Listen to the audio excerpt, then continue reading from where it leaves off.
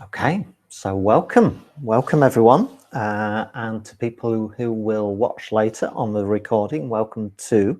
And we're here to continue our journey into the Shibashi Tai Chi set. Shibashi meaning 18 movements, and we don't have to do them in the order that we're doing them here. We can pick and choose favorites, but let's get started. You can do this seated or standing. I'm going to push my seat back. I'm going to start off seated. You need some arm space. Again, whether you're going to be standing up or seated. If you're seated, try and have feet flat on the floor. You may or may not be wearing a prosthetic limb if you have a lower limb amputation. So again, just use common sense. And we open with just this very simple opening movement called Qisha, or sometimes it's called to raise power.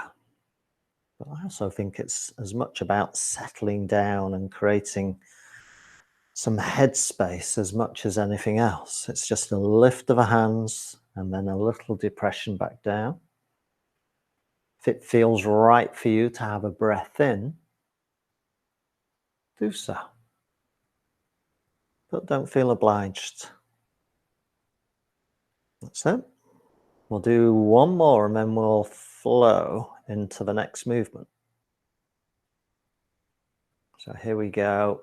And it's very simple. We just extend that movement, open the arms wide, and then close and down again. So think of it as an extension to our first opening movement.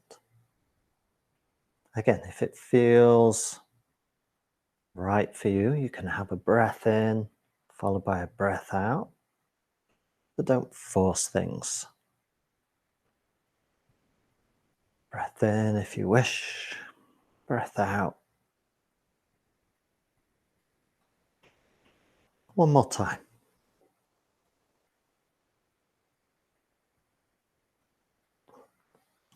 Wonderful. Have a little shake out. Just opening first two movements. Our next couple of movements might challenge the balance a little bit, whether we're seated or standing. We're picking up a beach ball overhead. And then I'm tilting that beach ball to my right side. Coming back upright and then tilting to my left side. So if you're sat in the seat firmly with me, you'll certainly feel the muscles of your trunk working as we take our arms from one side to the other. If you're standing up, try to let your hips slide in the opposite direction that the hands go to. So if your hands, as mine are going to the right, your hips push over to the left and vice versa. And you'll feel that you'll have to work quite hard to stabilize yourself as we do this. We're going to go once more to the left and then we'll finish again. We can end up with achy shoulders if we do too much. So just let things come down. Have a little shake out. And that's our first three movements. Let's do our next three movements. So we're going to sweep the hands in front, cross the hands, bring them up in front of the shoulders, and then turn the palms forward and open upwards, and then let the hands fall away down to the sides. Let them drop all the way down before picking them up. Try to cross the opposite hand over this time, turn them forward, open upwards, like so.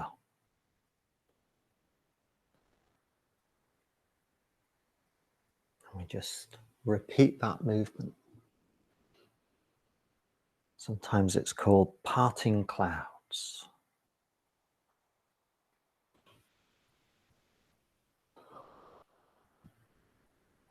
If you want to have a big breath in as we bring the hands up, followed by a big breath out. And that's okay too. But again, only if it feels right for you. Here we go again. Big arm movement.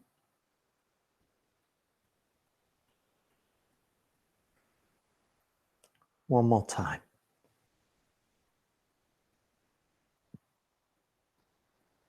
And down. Lovely. Next movement brings the first in a series of movements that bring some rotation to the trunk that can be really useful.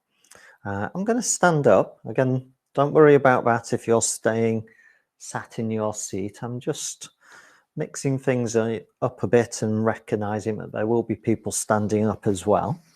So here we go. So I'm turning to my right and lifting my hands.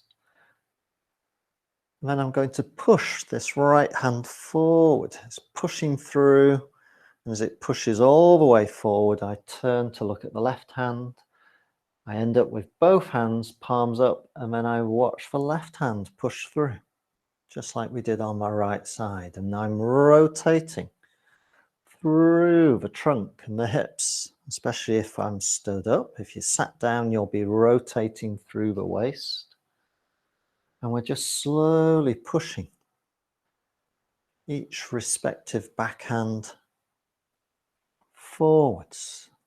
And we look backwards to the hand that will push forward. And then we swap and look to the other side. Just take your time with this one. Just breathe comfortably. And as a top tip,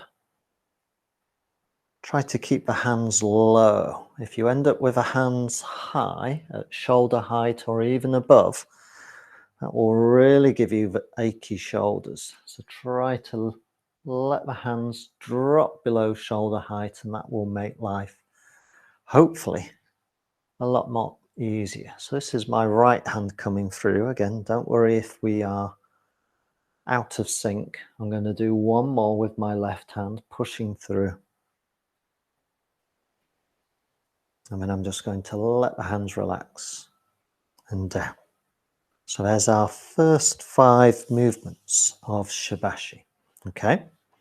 Next movement is called rowing the boat. And we can start off quite gradually with small circles, picking the hands up, bringing them round, and then pulling them back. I like to think of this like the butterfly swimming stroke. And if your shoulders aren't complaining too much, I've got a bit of a right shoulder that's clunking away, but it's okay. Begin to make those circles larger.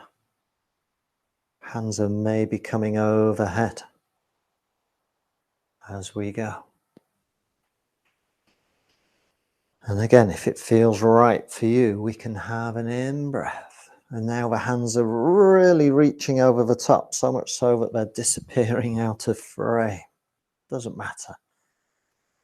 I'm really extending my arms overhead. Again, every movement is relative to you. So again, move within a comfortable range that suits you.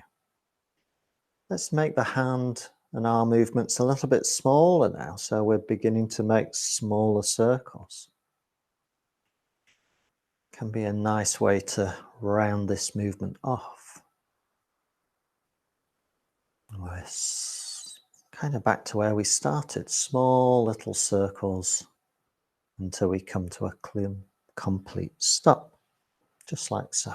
I'll just take my top off because it's rather warm in here. Lit a fire an hour ago and it's rather toasty.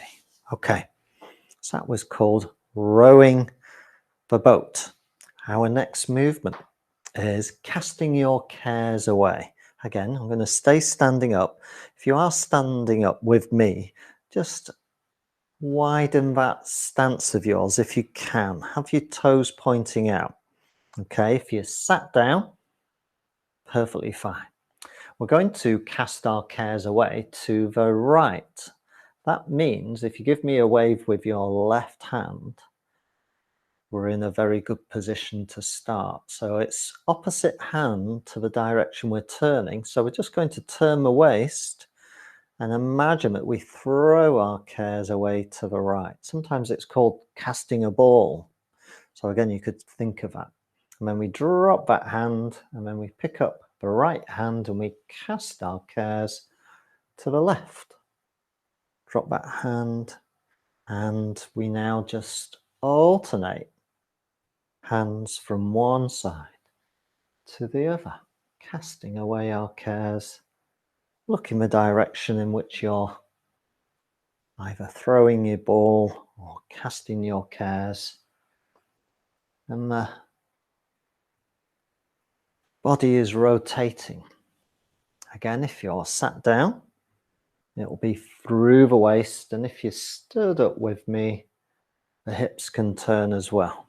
Again, this can be quite a challenge, particularly for people wearing lower limb prostheses. It can be quite a disturbing movement for the balance. So again, just work comfortably with yourself. I'm going to do one more to the right and then one more to the left. Last one, going to my left again. If you're out of sync, not to worry. I mean, I'm walking my feet in just to make life easier again.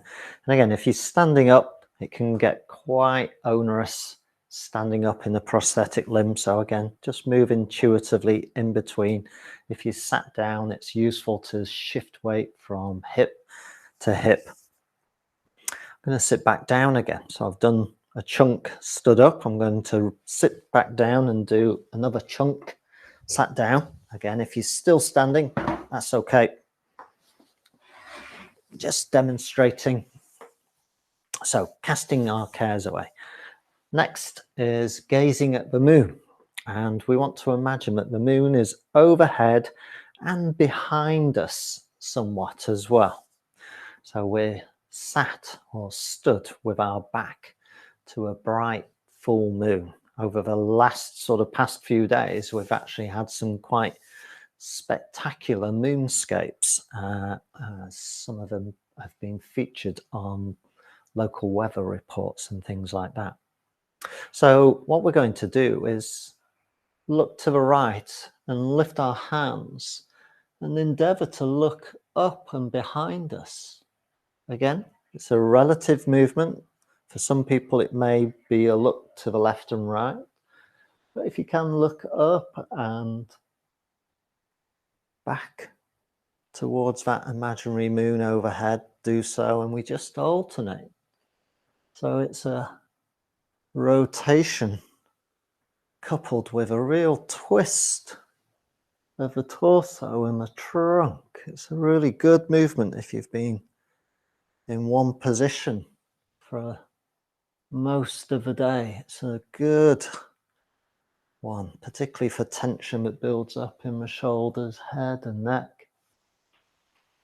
Initially, it might feel rather constrained, but if we are gentle with ourselves and don't push into the movement, we can often find that we get a bit more range of motion as we go. This is to the right. I'm going to finish with one more to my left. And come back down. So, gazing at the moon. So we're moving on. Our next movement is called pushing palms, although we sometimes like to call it two soups or two soup balls. I want you to hold your hands as if you're holding two soup balls like so. Yep. Right hand, here's my right hand. It tips that soup over, and if I face the camera, I push it across to my left side. So I'm crossing my body. Turn the palm, bring back a new soup ball, and then I tip my left hand and push it across to the right side. and then draw it back. And I alternate each hand. That's my right hand going across to the left. And now my left hand crosses over to the right. So again, we're getting a twist and a turn of the torso and a really long stretch through the shoulder as we do so, which can again feel quite nice if we're stiff and tight in the shoulders. And we just go very gently with this one. Breathe comfortably, alternating each hand to push across the body. If you can let the shoulders turn, again, if you're sat down, you're going to turn at the waist. If you're standing up, you can have a bit of a turn through the hips as well, but not too much. It is more about the waist than the hips on this particular movement. Pushing hands. Let's do one more. So this is my right hand going to the left. And now my left hand pushing to the right. And we'll finish there. Wonderful. So, next movement, number 10. So this is 10 movements. Wave hands in clouds, or sometimes just simply called cloud hands. I'm going to take an embrace. Here's my right hand on top, left hand underneath. I like to describe it as holding on to someone you like, as if we're engaged in a dance.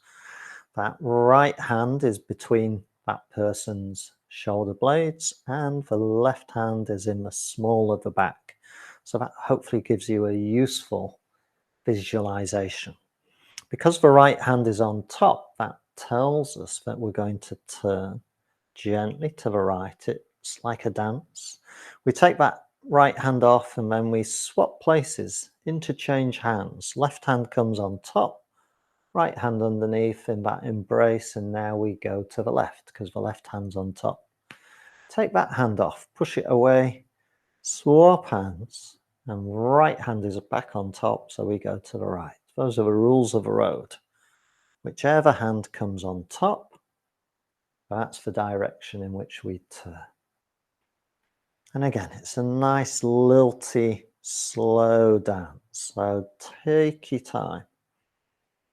Look after your imaginary dance partner as we sweep from left to right. Just breathe comfortably. Try to keep shoulders relaxed and down.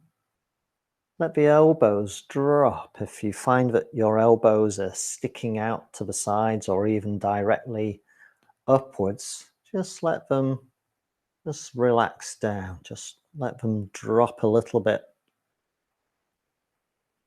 And keep that smooth dance from one side to the other going.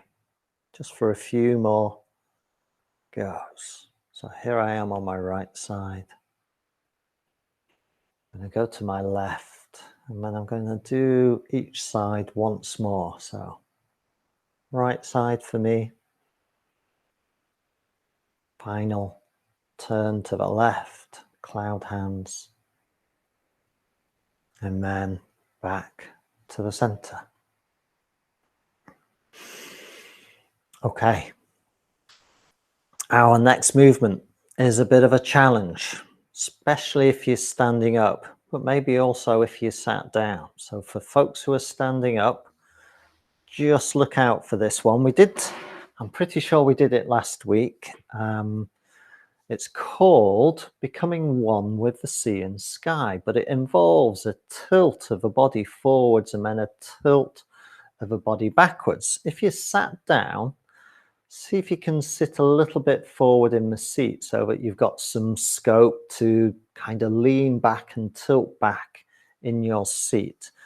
Again, you may need the back of your seat for support. So again, it's all kind of relative to your condition and state at this point in time. If you're standing up, bear with me. I'm going to demonstrate this both seated and standing. A good way to do this both seated and standing is that if you're standing, take a pace forward with this right leg. If you are a lower limb prosthesis wearer and above knee or transfemoral, and you don't have a fancy knee that controls itself, and you have a knee that needs to have weight through it for it to remain locked,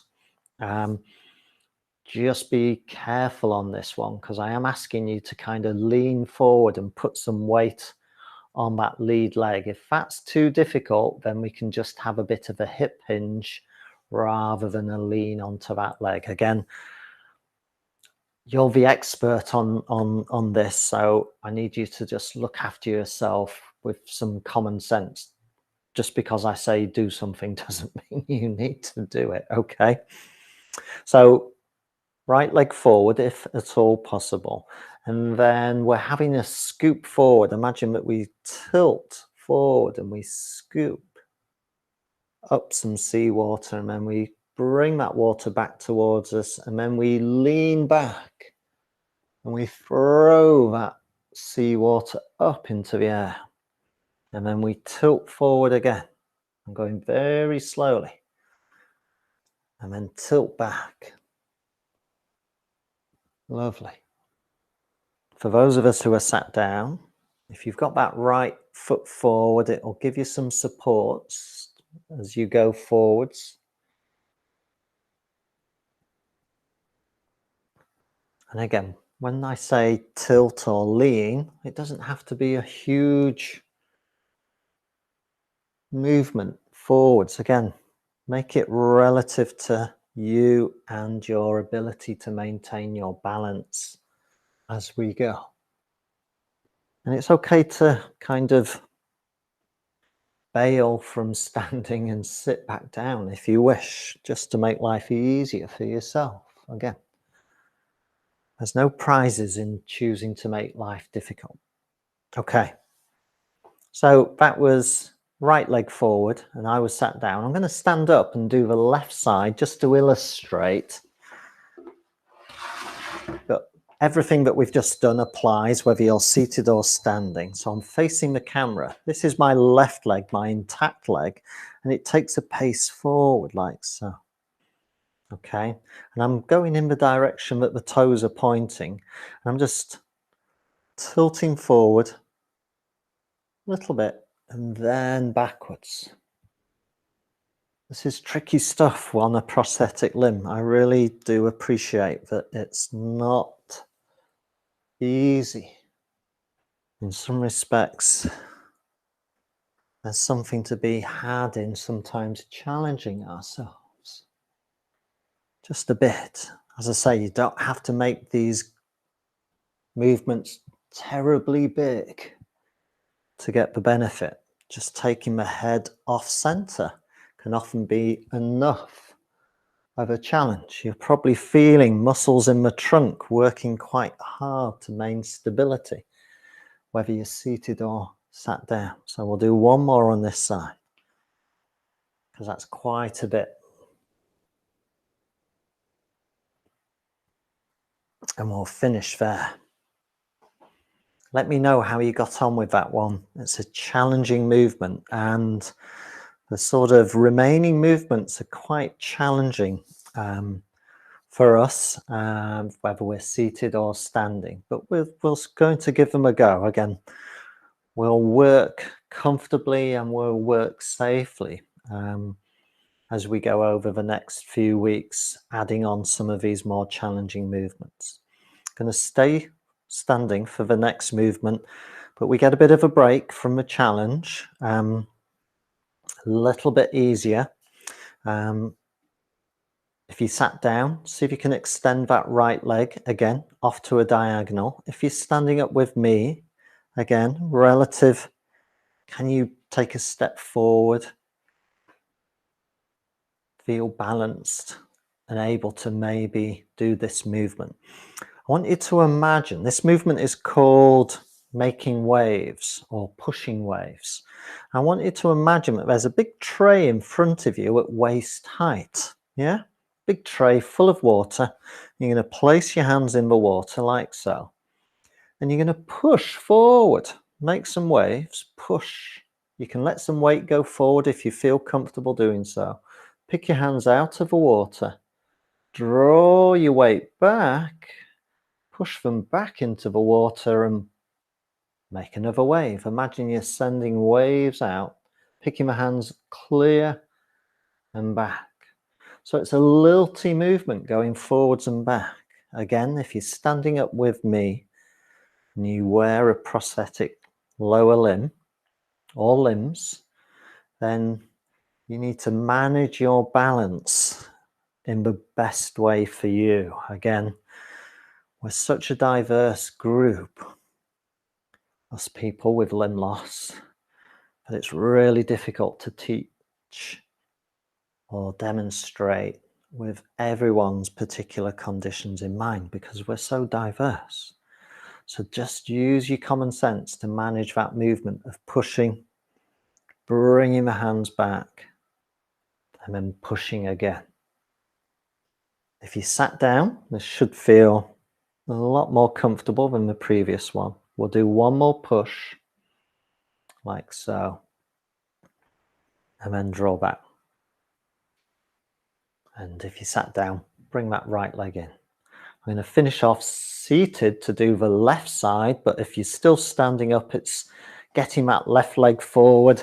If you sat down, again, we want the left leg forward. I know you can't see my legs very well, but I'm pushing. Can you see that? I'm pushing my left foot forward. I'll stay on this angle a little bit. Actually, I'll turn to the light. There we go. And again, I've got this tray full of water. I'm placing my hands in, and then I'm leaning forward to push, picking my hands clear, bringing them back over the top, down into that water to push again. And having one foot forward, sat down, hopefully gives us some support to manage that push as we do so. So still a challenge. I appreciate that. We're working our trunk muscles now to stabilize. Particularly again, if we have lower limb amputations, you all know that we start to utilize muscles in the trunk that we wouldn't ordinarily use in such a way if we had intact limbs, but those are part of the compensations that we have to deal with. So again, some of this is just useful to figure out how we stabilize ourselves, and that's useful. We're going to do one more push. Wonderful. Those of you who've joined me before in one shape or form, either in person or online over the years, will know I talk a lot about Tai Chi being an opportunity to find out more about ourselves and our bodies. By moving slowly and purposefully, we have a chance to really think and feel and find ways that help us move in a way that keeps us safe and balanced. And again, that's part of adapting and modifying and finding solutions that serve us well, rather than, say, for instance, me being very prescriptive and telling you that if you don't move in such a way, then you're doing it wrong. That's not the case here. We're recognizing that we have to be adaptive and have a kind of solution-focused kind of outlook. Shall we finish off, because we're kind of over the top of the hour and we're approaching the end. So let's do the last movement, which is really nice. No more challenges now. We're either standing up or we're sat down, and we're simply picking the hands up and then drawing them towards us. There's no shift of balance or anything like that. We're just creating this very nice movement that gathers and draws in. It makes for a very nice closing movement to finish off with. Picking the hands up, pushing down. Just like so. If you wish, lends itself nicely to a breath in, followed by a breath out. Or on this last go, you're just breathing comfortably and just feeling the movement. And let the hands come to a rest. Thank you for joining me. For people who are watching later, thank you as well for watching. Do let me know how you get on. We have this WhatsApp group, so if you have any questions or any sort of concerns about any of the movements or how you could adapt them to suit you, drop them in there. We are a collective body of knowledge. I'm not just the only expert here. You are all experts in your own ways. So anyone who's on the WhatsApp group is there to be consulted with, shall we say, and you can put your 2 pence in, and we're a community of practice. So let's use it that way. I'm going to stop the recording. You can unmute yourselves. If you have any big burning questions now, then this is a good time to ask them. But if I stop that recording going on, and I'll